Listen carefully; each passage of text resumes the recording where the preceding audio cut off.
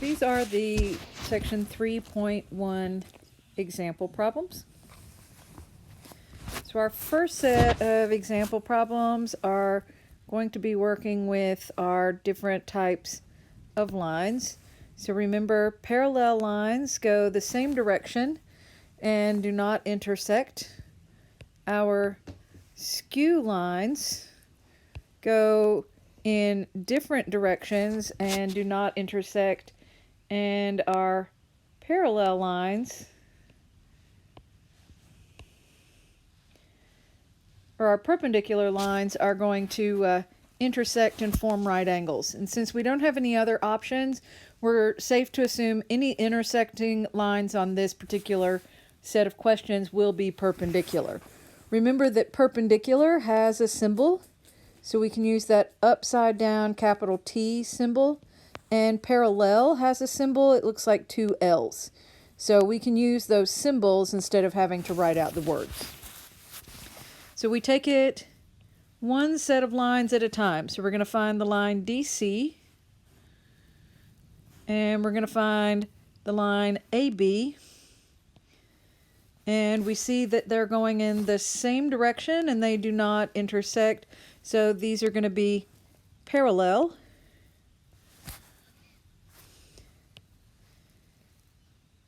In the next one, we're going to look at the line FG.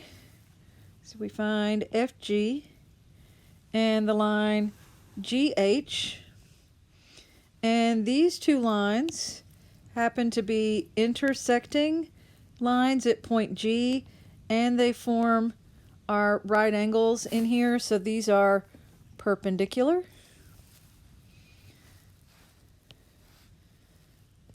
In the next one, we're going to look at CD. So we find that CD line again, and we're going to compare it to BH. So CD and BH are not intersecting lines, and they are not going in the same direction, so these would be skew. Our next set of lines that we're going to look at are going to be the lines AD. So we have AD with HG. So these two are non-intersecting and they're going the same direction, so these two would be parallel. In the last one, we're looking at planes. So when we locate our planes, the plane of CGF, so we have our point C, our point G, and our point F. So this one happens to be on the front. And when we look at the other plane, ABH, this happens to be on the back. And our front of this particular object and the back are not slanted toward each other, so they would actually be parallel planes. Our next set of problems also deal with line vocabulary. So we have a new picture, and we're going to think of the segments in the diagram as lines, and keep in mind there may be more than one correct answer. I'm actually going to tell you all of the correct possible answers for each one. So in the first three questions, we're working with the line PN as our reference line. So PN is our reference line in all three of these particular questions. So when we're looking at problem 6, which wants parallel lines, we're looking for every line in the picture going the same direction as PN that does not intersect it. So that would be the line JK at the back top, the line IH at the bottom back, and we would have the line LM at the bottom and the front.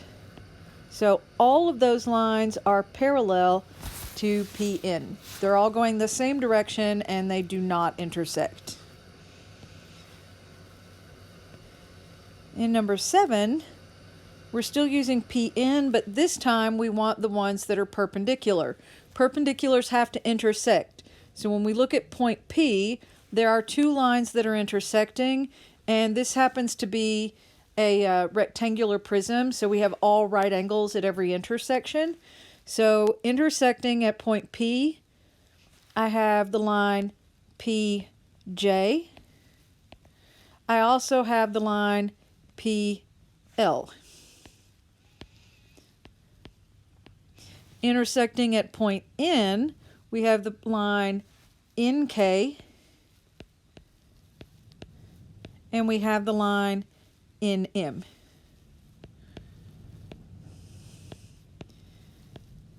And our next question, using the same line PN, wants to go with skew. So we're looking for things that are not going the same direction and they're not intersecting it. So it's essentially everything we haven't highlighted yet in the picture. So if I look on the bottom left, I have the line LI that does not intersect and does not go the same direction. If I look at the back left corner, I have the line JI. It does not intersect and it is going a different direction. At the back right, we have the line KH, which does not intersect and is not going the same direction.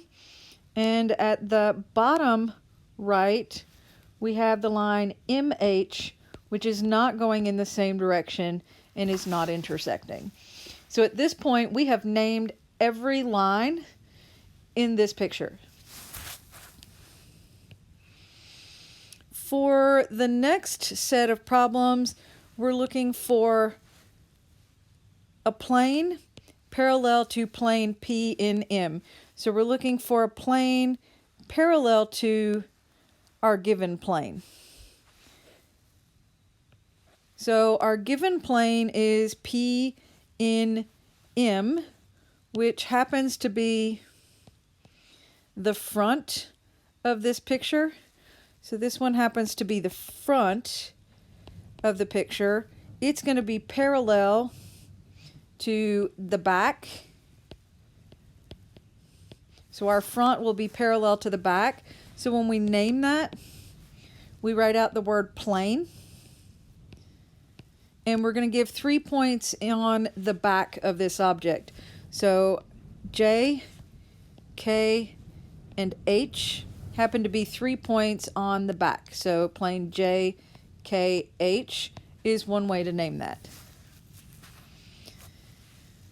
All right, the last question, we will be looking for a set of lines that is perpendicular to the line NM. So our line NM in our picture, and we need to name everything perpendicular to it. So we're going to go with all of the lines that are intersecting it, because this is a cube. Every intersection is going to form right angles. So when we look at N, we have the line NK. We also have the line NP. The other intersection point will be M. So we're going to have the line that goes MH. And also intersecting is going to be the line that goes ML. So those are all of our intersecting lines. And because this is a cube, they're all forming right angles. So this is a rectangular prism, so we're getting all of those right angles. So this is our line vocabulary. So in the first one, we were identifying, and in this one, we were naming lines. Our next set of problems are the, the angle vocabulary. So we have all of our different types of angles.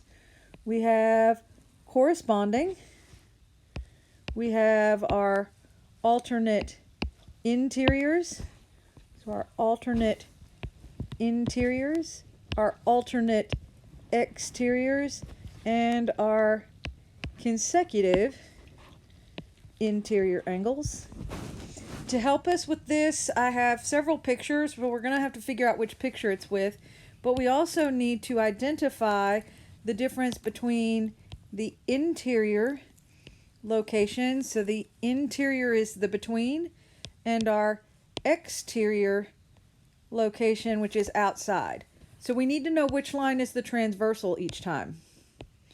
So the line that is intersecting the other two is our transversal line. So our line intersecting the other two is the transversal line. So that's our transversal. And then the between space of the other two lines is our interior. So the between space of the other two lines is our interior.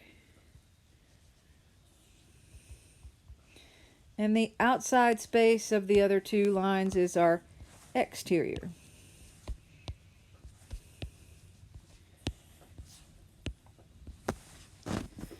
All right, so we need to go through each problem and locate the angles that it's talking about. So in the first problem, we're looking at angle 1 and 10. So when I'm looking for the picture that has angle 1 and 10, so 1 and 10, I'm looking up here at this first picture. Problem 11, I'm using the first picture. Angle 1 and 10 happen to be interior angles. So angles 1 and 10 happen to be interior angles. And they're on opposite sides of the transversal, so this makes them alternate interior angles.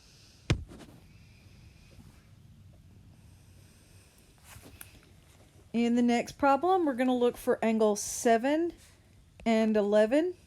So 7 and 11 on the same picture.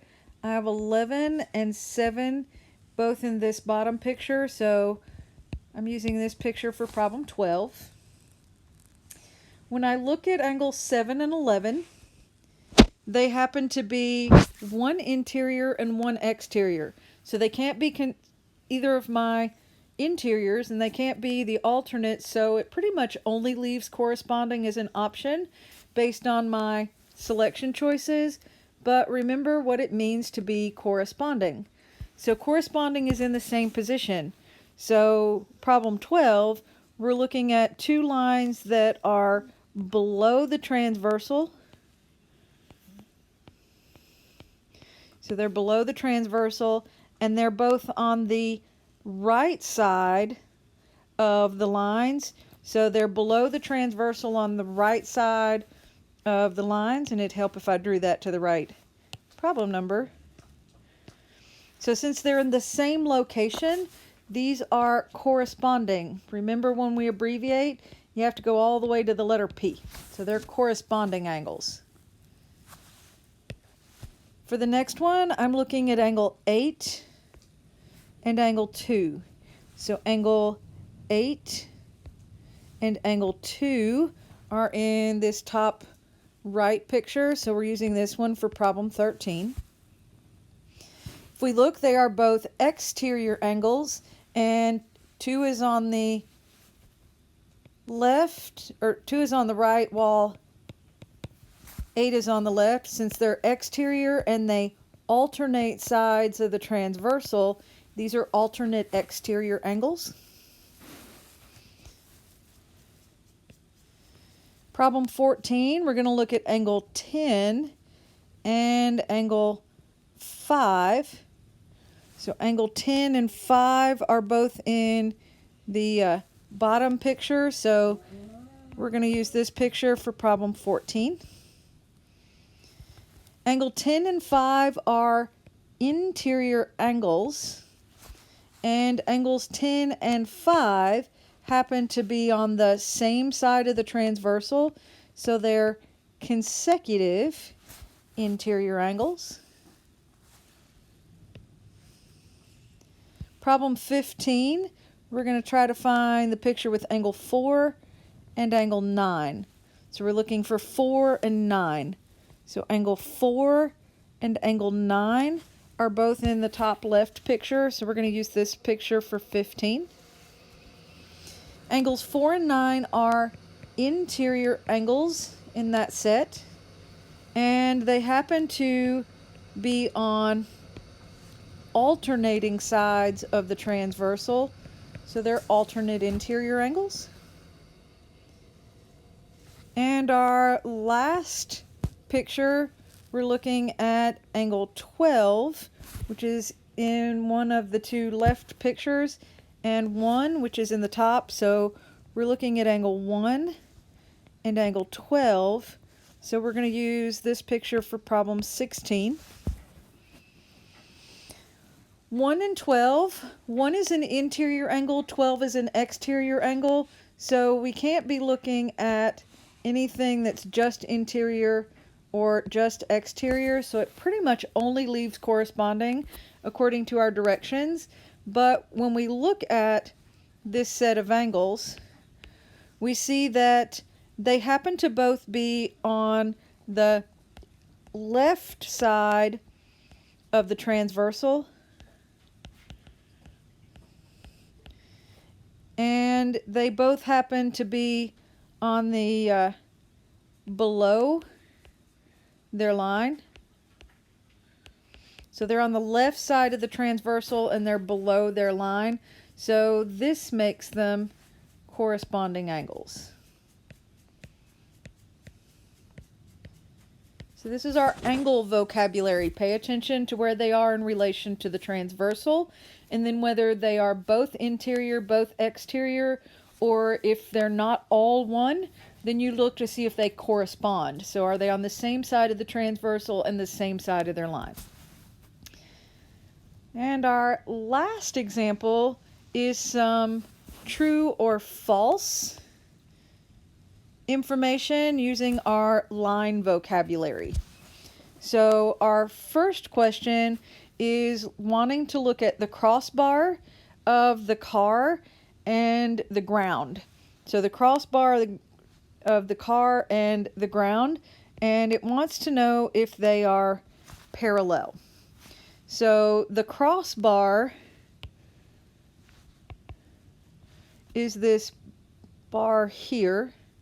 So when you're looking at one of the individual pictures at that crossbar, we're looking at that little line there. And keep in mind that the ground is below that. So we're looking at the crossbar with the ground. And your crossbar and your ground, while it's actually going around and you're seated, should actually be parallel to each other. So this is a true statement. In the next question, we are going to look at the line containing the back support of our seat and the line containing the crossbar of our seat, and we're checking to see if they happen to be skew lines. So does our back support ever going to intersect with our crossbar? No, they shouldn't. And they're also not going in the same direction. So this is also a true statement. So it is true that the crossbar and the back support should be skew lines. And then we have our last question. So in the last question, we're going to look to see if at any position the line DC, which is our back support, and our ground as we're going up the hill, so our back support with the ground, and we're checking to see if they are perpendicular. So when I'm looking at these, I have that I can get them to intersect if I extend them, but they also have to form a right angle. So I can get them to intersect, but when I look at this angle that's in here, this is not a right angle. So when you have your ground, it's going to be slanted. So this is actually going to be an acute angle instead of a right angle. So that's actually going to be an acute angle. So the back support line and the ground are actually an acute angle. So this is a false statement. So use your vocabulary wisely as you are working through the exam.